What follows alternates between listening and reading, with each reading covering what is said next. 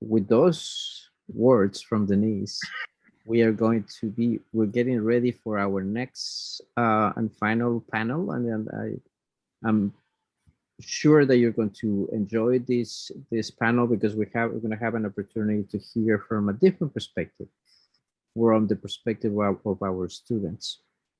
And before we start, I want to um, thank a lot to the support that we got from our colleague Jason Liefeld from the Student Leadership Academy. He was able to help us in bringing these great students to share their perspectives, and also for the wonderful work that he does with students. All right, you're gonna hear testimony from one of them, from Rena, who you already heard about, and how much support the Student Leadership Academy was able to provide to our students. So if you haven't considered, uh, tell your students about the academy and how they could learn more about it, and of course, and see how they could join. Without further ado, I'm going to invite our moderator, Professor Lauren Wolf, who's going to be moderating this panel. Lauren?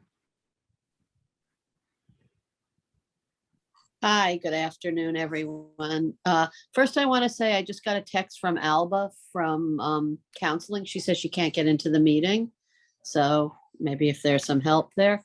Okay, before we begin, I'd like to take a moment to mention the Bronx fire and honor the memory of those lost in the fire. Some of our students lost family members, and I would like to thank anyone who helped in the collection of funds and resources for the families. As school begins during an even more unpredictable COVID semester, we would like to share how students are coping thus far. When preparing for classes in an unknown land, it's easy to forget the struggle of the student, and even greater than ours, and the obstacles are often next to impossible. So this afternoon's panel, the first question is, what helped you move forward? And oh, I'm sorry, Carlos, can you announce the name of the 4 students? Because I only have Fatima Ba and Rena. Our 4 student panelists are Fatima Ba, Kobe Jacobs, Rene Dos Santos, and Ryan Pleasant. Okay, so the first question, and you all have 2 or 3 minutes to answer, and there will be a timekeeper so it doesn't go crazy. And please say what's on your mind and heart. You will not be judged. This is a safe space. What helped you move forward, and what did you learn about yourself? Yeah. So my name is Fatima Ba. I'm a student at Hostos Community College. So as for the question, what helped me go? Can you please repeat it? What helped you move forward, and what did you learn about yourself? So what helped me go forward is that I know that I have people to support me, you know, my family and some professors, you know, in the community I'm in. I know that people support me, that help me go forward.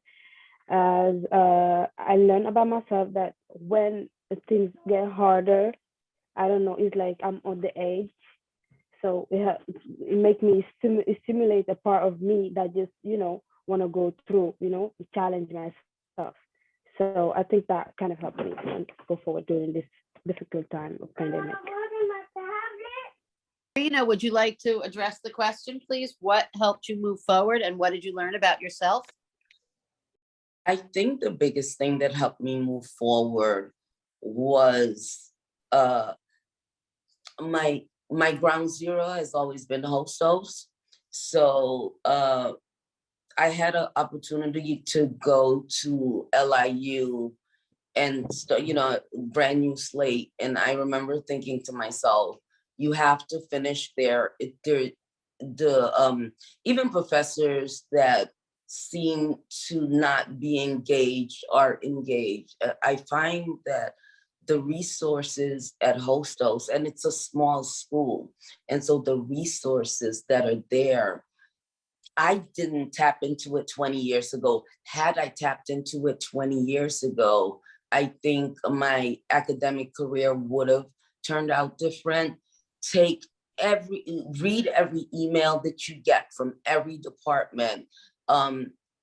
Consider what it's offering. There's so much there's so many tools that Hostos CUNY offers, Hostos CUNY offer that I didn't take advantage of in the beginning 20 years ago. And I think now it's even more extensive. And I'm going to brag about Jason and the Leadership Academy, because that's one of the reasons that I'm sitting here speaking to you right now. Also, if you feel like there's something going on and you can't put your finger on it, walk into ARC. You know, they point you in the direction of getting testing and getting tutoring and like maybe extended test taking time. Like just use all the tools that are available to you. And for professors, I know that, you know, sometimes the semester gets overwhelming, but pay attention to your students, because a lot of times we're suffering and we don't have the tools and we don't know what's wrong. And because of your experience, you can maybe save a student and help them be better academically, and provide them with everything, all the tools that you have can literally, it's like, what do you call it? Like a jumping off point where each one teach one. So you might think it don't apply, but the humanity, I think a lot of professors they don't bring to the classroom. And so bring your humanity, like Lauren said, just be kind. Think of it, oh, this is me 20 years ago. And I think that will help. Is not, but we have Ryan. Yes, I'm here. Do you want me to answer the question? Yes, please. Oh, okay, perfect. I would say for this semester, well, during COVID in general, I definitely, like Rena said, took advantage of the programs they had and like webinars they did. It was a lot of like work opportunities, like ways to learn. Like they had the cryptocurrency that I recently took. So I felt like I learned more about that. Also just communicating with my teachers, because I feel like sometimes they didn't really know what was going on since everything was online. So I did reach out to them a lot if I had any questions, and the only thing that kind of was horrible about it was the communication between the teachers. Like I feel like it would be very delayed. So it would be good if the teachers had more of like a better way to get in contact with them when you're doing the like online classes. But I did learn to definitely communicate more throughout this semester. Great. So we'll go on to question 2. And if Kobe comes on, I really appreciate your honest feedback. What held us back? And please be honest. Nobody's judging you. Speak what's on your mind. We appreciate it. Thank you. You want to start again, Fatima, please? Okay. Yeah. Can you repeat the question for me? Sorry. What held us back? So what held us back for a student or all of us? This is specifically geared to students' feedback. So please, whatever you feel, please express yourself. Thank you. So, so as I can say, I've been in America for 2 years. And during the whole 2 years, I've been with Hostels, from learning English to taking my GED and to going to college. So the one thing I can say that the learning English part was easy. And then I say, oh, this is a good institution. The learning GED was also easy. Good communication, you know, everything was good. So this is a good institution. This is a good school. I'm pretty much gonna stick with them. And I enrolled to college, and I went from up here to down here because I was a little bit disappointed in what I was waiting for. It was a little stuff missing, you know. But like I said, there's a big community at Hostels that really helps students, and they put me back. But what brings me down as a mother, that I have a child and I didn't get the support to that side from the school. And as I'm here today to represent the school, I would like to represent the school that really represents me too, you know, support me. And I know that whatever happened, I will not feel like I'm behind here, because being a minority in the United States is already a lot to go on. So not add anything else from the institution, from your school you're going. So that's the thing that a little bit hold me back, and maybe some other things to answer next questions maybe. Hi, okay.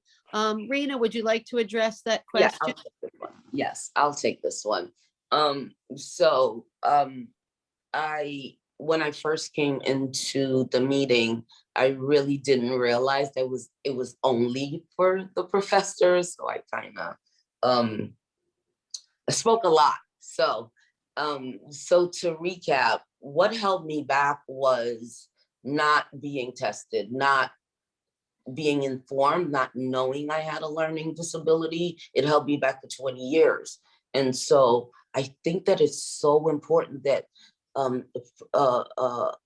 educators really pay attention. Like, I know that you have so much going on. You got to grade papers, you have evaluations, you have all these things going on, and you have a family. You got to get to work. It's never ending. But here's the thing, in order for you to be successful, you must make sure that your students are successful, because then you're a failure. Why did you take the job? So paying attention to your students and kind of just zeroing in on what they need, because this is what they pay you for. This is what they pay you for. And I think that sometimes when we're on the wheel and it's going round and round, and you don't stop and drink water, you don't even realize you're thirsty. So I think that when professors, they're every day it's something, oh, this class, that class, and they don't really see the humanity part of their jobs. Like, I can't even express to you how important you are to students, like, because I know, like, there are professors like Cynthia Jones, and there's Professor Sterling, I mean Professor Prasad.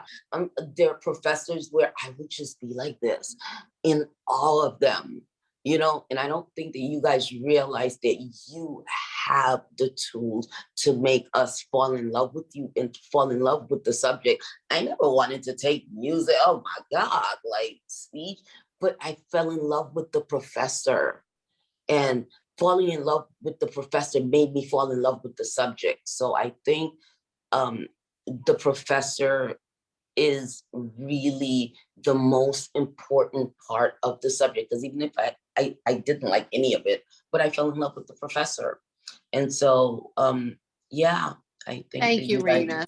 are very important. Okay. Thank you so much, Ryan. When Ryan is done, I'm going to go back because Kobe has now joined us, and ask him the first two questions at the same time. But Ryan, would you like to answer what held us back? I think clarification. I felt like I struggled a lot with not being clear on what certain teachers wanted with their work. Like, it would be stuff that I would submit and they would be like, oh, this isn't what I wanted. But it was like, what did you want? Because that's how I interpreted what you gave us, especially with the online classes. I feel like that's been the hardest part. Like, I just wish it was more clear on what certain teachers wanted in their courses. Thank you, Ryan. That was very nice. Kobe, let's start with question one, and then you can go into question two. The first one is, what helped you move forward, and what did you learn about yourself?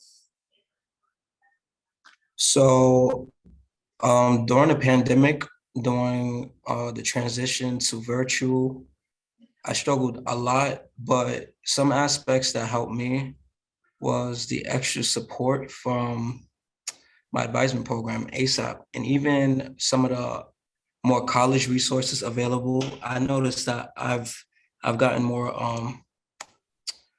the institution has been more responsive in terms of like sending more emails and providing more info on resources available to students, which was really helpful to me to get through the pandemic. Thank you, darling. And what held us back? So I do have a problem with asynchronous courses.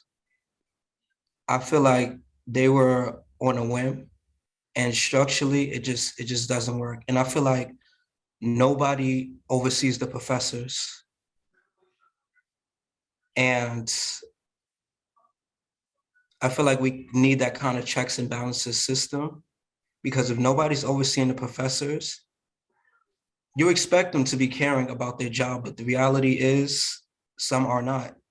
And it really falls down on the student to,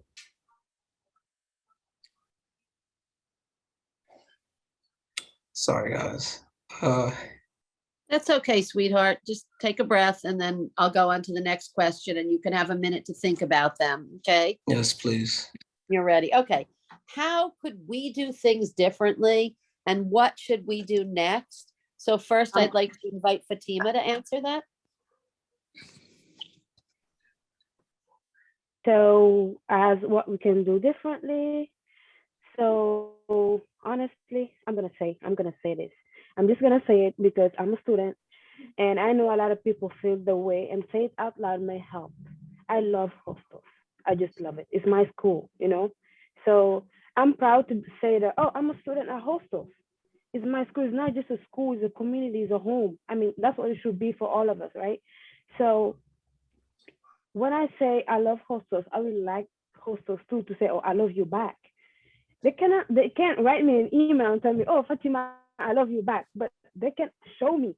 And I'm saying, when I say I'm talking about all students, you know, I'm just speaking my mind right here. But I know my mind is very similar to a lot of students, or a lot of other students that don't even know how to start speaking theirs. So as a mother, I struggle so much with child care. So the daycare was closed last year, and every week they're sending me, oh, we're gonna open next week. We're gonna open next week. So I keep bringing papers, and Hostos is 15 minutes away from my house. But I do 1 hour and 30 minutes to drop my kid and get myself together and get to school. That is just impossible, you know. So that can be changed, and we should be helped with that. As for something else, as everybody's talking about COVID, you know, everybody's talking about how it affected physics, our physical, our minds, you know, everything, our mood. And the school have a pool. I mean, a pool is done for having fun, you know, for just pressing, for just, you know, for relaxing. The pool is closed, maybe I don't know how many years, but I know a petition has been done 2 times in the past 5 years and still is not open. You know, I'm a student and I'm curious. I did research about hostels. I know they received some funds recently. So I'm asking, we paying student activities fees every semester. We pay them. That's something that don't stop. That one doesn't stop. But where are the activities? Because honestly, I'm not seeing anything. You know, so the activities should be open to us students, so we can feel that we're going forward in our study. But it's not like it's closing our life. Like you should be able, as a parent, drop your kid to the daycare, come to school, and then go swim a little bit and go back to your regular state. School should not be just about serious. You should not go in school and be focused as like you're going to war. No, it should be fun. And that's the only thing that motivates any student, mother or not, parents or not, any student to go to school and knowing that this is a place you can just feel yourself. Not worry about anything else. Just worry about you. And then that Thank you. encourages you to go to school. Yeah. Thank you, Fatima. And as she mentioned, the pool, we are considering changing the name of our club to Reimagining Justice Swim Club so that we could hire a lifeguard and open the pool. Rena, would you like to address the question? How could we do things differently and what should we do next? I think that she said something that really rang true. I don't have that problem now, but I remember 20 years ago when I had my daughter, I did not have childcare.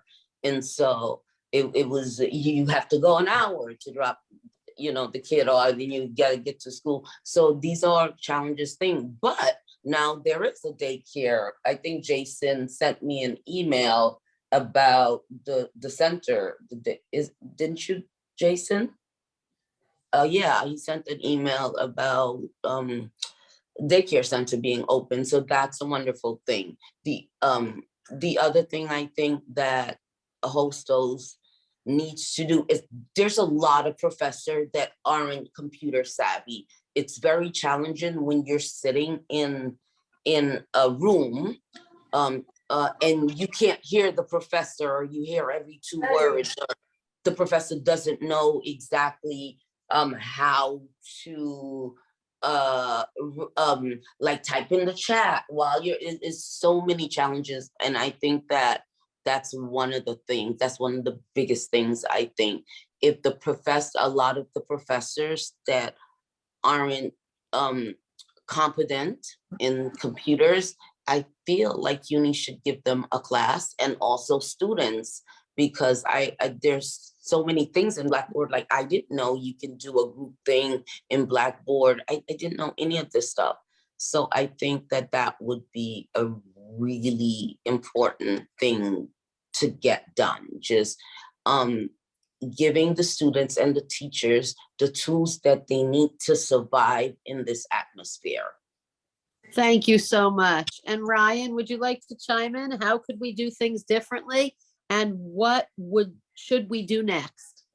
Definitely just listen more to your students. And I think when it comes to like speaking with the students, there should be more ways to talk with them, like not just by email. It should be like maybe having like Zoom calls or meeting in person and talking with them about whatever is going on. Because I felt like that was really hard for me, because I joined practically during COVID. So I was having a hard time communicating with my teachers. So definitely just coming up with more tools to help your students and communicate with them when they need help. Thank you. And Kobe, you are doing a wonderful job. So take a deep breath. And if you can, be so kind. Thank you, How Professor. could we do things differently? And what should we do next, my love?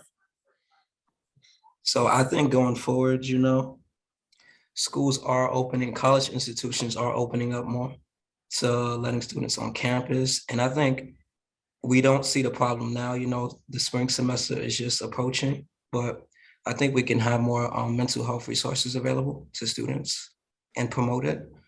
A lot of students are probably coming in from God knows what, DV situations, financial crisis, and job loss, and so many things that can impact mental health. So I think it's really important that we focus on that aspect of care for students and not just academics. Well, we are a community college. And on that note, I am so glad you chimed in, my love. Okay. Yeah. So now let's go to question 4, and I'll start off with Fatima. Fatima, recommended tips and strategies to assimilate in the new norm. I would say we can do more, clubs where students have the chance to get together with teachers, because club, work studies, students get to know themselves better, teachers get to know the student better, and sometimes students get money. I mean, it's a good thing. And then the more time you spend at school, the more resources you open to. So I think that we can create more ways for students and professors to interact, so we can break that bond, that big door that COVID have built during this horrible time, and just be the family you hostels supposed to be. And I know it has been the time before, hostels have been a good big community of family for students, but with COVID everything breaks down. But now it's time to build back that bond, because it is important to feel that you support it, just not giving you grades or giving you knowledge, but giving you affection too, because every student are different. You don't know where they come from. They have issues, maybe, they have needs. So doing that, close that small door that open their mind to something negative. So it is good for students to have that positivity during being at school with the professors. And the staff too, why not? Just to It's gonna add, be even greater.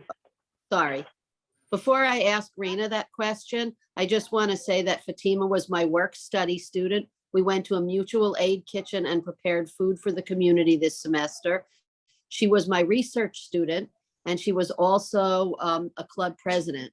So she was very engaged. So other students and faculty, I hope the students are knowing that we have those resources and us faculty are providing them for you. Okay, so Rena, what recommendations, tips, and strategies to assimilate to the new norm, please? Join the leadership department, the Leadership Academy. I mean, just Fatima said something that I felt was very important. There are clubs on campus that we don't know about. So I feel like kind of engaging your student in verbalizing how many opportunities they are for scholarship, for student government. Just I think that really would be instrumental in a student kind of being engaged in getting through school and being happy. And so I think that's one of the tips that I would join as many student activities as possible. Encourage all the, like, just get a list and give it out. Yeah. Thank you. Thank you so much, you amazing student, Rena. Ryan, recommendations, tips, and strategies to assimilate in the new norm, please. I think definitely, I don't know if this panel happens every year around this time, but definitely these type of like panels where the students get to tell you guys what's going on and how they feel about the semesters. Just so the teachers know, because sometimes I feel like you guys don't know, so why would you change certain things? So definitely having these panels where we get together and talk and you guys learn stuff about the students. Thank you so much, Ryan. Your words are so strong and so wonderful. Appreciate you. Okay, Kobe, can you tie it up with recommendations, tips, and strategies to assimilate to the new normal, please? Yeah, the rest of my colleagues said some really great things. And to just elaborate on what Marina said, the Student Leadership Academy is a great program, and to just get involved and active in the institution and community. And I think it'll be really good for students to get involved and just try to integrate themselves into society again. It's a great way to do it. So, just join all the clubs and organizations. Just so you students know, and thank you so much, Kobe, that we're listening to you. I'd like to say that we're here. I know at least 5 club mentors in this room, Professor Beckerman's Common Ground, Professor Nieto Wires, the engineering. There's just a lot of clubs. I'm reimagining justice and the math. I also wanted to say that, Rena, this panel heard you twice, loud and clear. And I think we should have free testing for all, because that's really important. So that's something I'd like to work on with you going forward. Thank you so much. I'm sorry. That was the other thing. Thank you for bringing that up. Also, testing is so important that every one of your student that you see are struggling, that you point them in the direction of maybe getting tested or maybe getting some mental health, like Kobe said. It makes a huge difference. I came into university just blind and dumb, and no one caught that. I literally just, I was cute, so all the boys would do my homework, stuff like that. But when I came back to Hostos, I was tested, I was focused, I got 10 A's. Like, it really makes a difference. And I think it begins with you in front of the class, making your evaluation and guiding your students on the right path. Sorry, I didn't mention the LGBTQ. Did I leave a letter out, Charles? Club, are you the club mentor, Charles? Thank you for your service. We have time for questions from the audience for our wonderful panelists. And this was the main purpose for us to make sure that we bring the perspectives from our students, because those are very, very important for the work that we do. So please feel free if you have questions for our panelists. We still have time for that. Oh, Marcella has a good question. One question for students. Email communications with OSTO students don't seem to be effective. Any thoughts on that? They, as a matter of fact, speaking to Fatima, feels nobody returns her emails. So please, Fatima, Ryan, Kobe, or Rena, please step in. Yeah, as I would say, as I said maybe earlier, that the communication at the school is a one-way communication. So when the professor or staff want to reach you, they reach you properly. And when it's time for you in need, you want to reach back, it's so hard to get an answer back, you know? And the school system should be a communication and just not a one-way road. So I would say, why not give it like personal numbers? I mean, do group chats, like on WhatsApp or in SMS group chat. So where are all the students out there, the professors out there? When the message come a lot, you cannot ignore. There's no way you can say, "Oh, I didn't see it." So you see what I mean?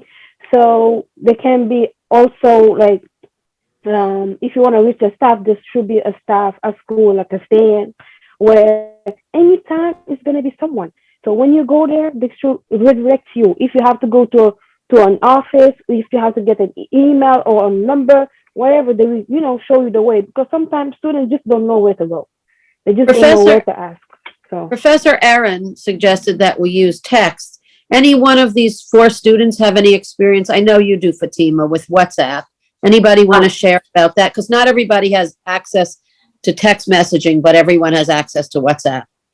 When I first, because I'm right now, I'm not in the US. So what I found helpful was starting a group chat. So I think if you encourage students to start a group chat so that they can kind of piggyback off of each other, maybe somebody missed something, they can, maybe do if they're working in groups, because I think it's better for everyone when there's two or three or four, a group dynamic really solidifies the learning process. So I think that if professors would encourage their students to start a group chat on WhatsApp, or just maybe get together on Zoom and kind of go over what they went on, the curriculum for the week, that really helped me. And it's been instrumental in getting me A's for the last year. So Elaborate on what you said, Rena. I'm sorry. Please do. Yeah, so for all of my online classes for the past semesters, I formulated groups. And actually, Professor Wolf, she even formulated her own group for her summer calculus session. And it was really helpful with all the students actually being in a group text and actually communicating. We would start our little virtual tutor sessions with each other and stuff like that. It's just easier to communicate. And also, communicating with staff beyond professors is actually really tough. I just emailed Christine. She's the executive director of human resources. She hasn't got back to me in like a week or so. It is really hard to reach staff in the school, and they send you around to a lot of different departments. It seems like a lot of staff are not knowing of how to resolve solutions for students. I don't know. That's a big problem for me. So, can I add something? Yeah. As we're talking about the bad side of school, anything is important to students, professors, and staff to acknowledge it. But let's not forget all the people that's helping too. Like, Carlos right here. Thank you for putting this panel together. If you didn't do this, a lot of us would have the chance to share their minds. Lauren Wolf, they always get back to you. Jason Lipsa, he's my mentor on uh, Student Leadership Academy. And then I just feel great. There's people like these, people like Lizette, people like John Buckerman, people, they here, so there is the help at school. And I'm not saying that teaching should be a 24/7. job, but at least 48 hours is enough for somebody to enter an email. Even in the weekend, I swear one day I emailed Jason in the weekend, a Saturday, and I'd be like, "Oh, take your time to answer," and he answered me in like 2 hours. So I know the professors are as different as students are, but I'm not saying to do a 24/7 job, but just to make it a little bit quicker. The same way I'm dedicated to the school. Every day I go open my email and see all the activities I am on, if I get an email or if I have to answer, so I'm not come back to them late. The same way the professors and the staff should do the same with the students. I mean, it's just a commitment, you choose to do it, and it's something that we all love. That's why we're all here. So let's do it right. A question in the chat from Amina. Do you want me to read it, or you want to ask the question? You can just unmute your mic and ask the question. I don't mind. I'm just really interested in what's the best way for professors to support students if they get sick. So I was in person at my other institution, my old institution, last semester, and students got sick and they would miss class, and it happened synchronously as well. So my question is, what's best for you? I told my students, your health comes first, get better, then we'll talk, which seemed to work well. Would you like asynchronous work to help keep you in the loop? Do you want us to meet one-on-one? What's the best way for us to support you? Nice question. I think just the keeping communications open, and just the communication is so essential for students to get good grades, because I can testify to so many emails, sending 2-3 emails before getting one back. I can testify to handing in assignment and not getting a reply. Like, you don't know how you did, like at the end of the semester, oh, you got an A, but you don't know how you did on that specific assignment. I remember there were assignments I struggled on. I did well on them, but it would have been nice, like Ryan said, to kind of be able to have open communication and not like 5 days later, or maybe never having an email returned, or And the thing, I think Lasima said, or was it Kobe, about calling, we should be accessible, like we should have access to you more. Like, we are very limited on how much access we have to our professor while we're learning virtually. So that would be a nice thing. So Joan said yes, Mina, she loved the question. Alex Milsom said, great question. And Lizette said, thanks so much to all the students for your wonderful recommendations and honest answers. As faculty members, we are listening, and we should keep trying to improve every day, supporting all of you as our students. We really need this kind of forum every month to keep checking how we are all doing and how we are helping you. As we heard before, the report card about our own teaching, which, yes, it's good to start off with a A and see where we go from there. I agree with that C+ on hybrid learning or on online learning. And thank you, everyone, from Amina. Other final questions for the panelists? I had a question that I put in the chat. Please. Oh, I didn't see it, Joan. Okay, hello, everybody. As we have been talking about quite a bit in the last few months, there's CARES Act money and there's grant money, and CUNY has these funds. So I would like to ask the students how they would like to see this money, spent, and what do they think we need to make our campus better. Thank you. I think maybe more like scholarships, because I know I've been having the hardest time with like scholarships and finding one that actually fits that I guess I have qualifications for. So more scholarships to be available, because it's expensive. I was gonna say the same thing, that like if you really want to do something to help students, would be make the funds available to pay for their classes that aren't covered by financial aid. I think that's one of the best ways that you can spend the money. Is just students don't even know that there are these grants available, that you have this money to give. So finding a way to let student know that there are funds available to help you. I got help from Robinhood in the summer to pay for my summer classes.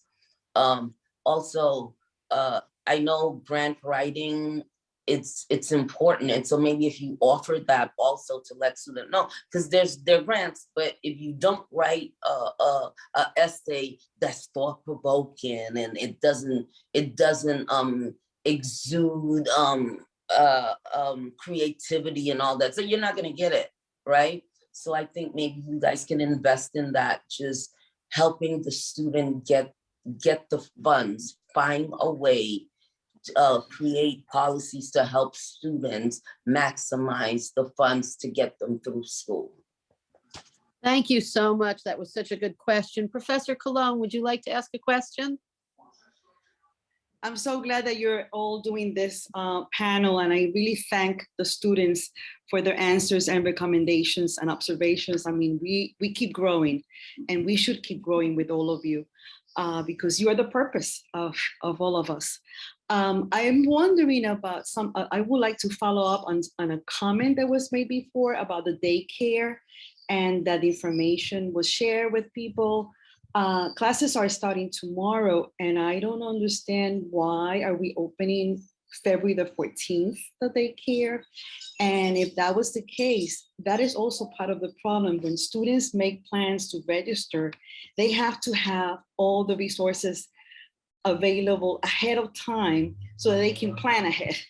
And I am very concerned about why the delay. And I'm asking Carlos, because I see Carlos as the only one representing the administration here, but it's a concern that you should, if you don't have an answer, that should be brought up and they should have thought about it.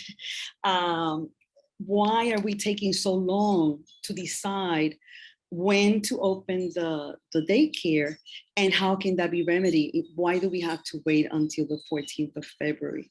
And I would like to really pound in the comments from Rena and I think it was Fatima, the need for financial aid to be in place before registration. I mean, we have to know if we're going to be supported as students. I mean, they have to know so that they can, and maybe that would have had an impact also on the students to think whether or not they were going to register. So those two things are very crucial. For me as a counselor, I get it all the time. How can I get money, and where is information presented? I'm glad that there is a Leadership Academy, but not everybody belongs to the Leadership Academy. And it is information that should be available, easily available for every single student and for all of us so that we can convey the information. So once again, Carlos, I wish that they will have this kind of forum every month, and it could be a checkup every time that we can be hearing the students and get learning from them. It will be a better institution. So thank you. I think a big frustrating question on Professor Cologne and Professor Beckerman and a few other professors, maybe I will not throw them under the bus, are part of OSTOS and Bronx Action Committee. We wanted to also know about accountability for all this money we've received, because it seems like the students aren't getting it. So while we're on this topic, and you are our administrative person here, do you have any answers for us, Carlos? I don't have the answers, unfortunately. You know, I'm a staff member of the college, but I will bring these concerns. You know, that's the purpose of this event, to make sure that we have an opportunity to hear from our faculty, from our students, our staff, and then we'll share with administration, with the ones that would be able to provide an answer. In terms of the spaces, right? One of the questions I had was about Day zero. Day zero was focused in professional development for faculty starting the semester, but we do have through the Center for Teaching and Learning, we have events throughout the semester, open forums, mindful conversations that I would ask and invite every member that is here, every faculty member and staff member, to invite students, to bring students to these conversations. We've had in the previous semester, we had a good participation from students who have been coming, and we've been engaging in these conversations. We want to make sure that we promote this culture in identifying and bringing all of those perspectives. And I want to say that the information that our students in this panel have shared with us is a lot of food for thought for everybody that is here. And, you know, we are recording this, we're going to be sharing with faculty, so that then they're able to, the ones that were not able to attend, they have an opportunity to hear from these voices and from your perspectives, from your concerns, to make sure that then, you know, we're able to identify how we could continue improving the work that is being done from all of the different perspectives. Any final thoughts, Lauren, before we close the panel? Yes, I think the big takeaway from this is these student panels really help us as professors and help us check ourselves. But I think that we have to be a little bit careful in that our selection of students going forward is a broad array of students, not just the Leadership Academy students, because a lot of students don't even know about those resources. And I can tell you firsthand, my student Fatima, straight A. I know Rena told me she was straight A. So it'd be nice to have a bit of a mix. This was great, and I want to thank you so much. And I want to thank you so much for allowing me to moderate. I thought that this panel was great, and the students really got to ask us some important questions. So I hope we can continue the conversation. Thank you.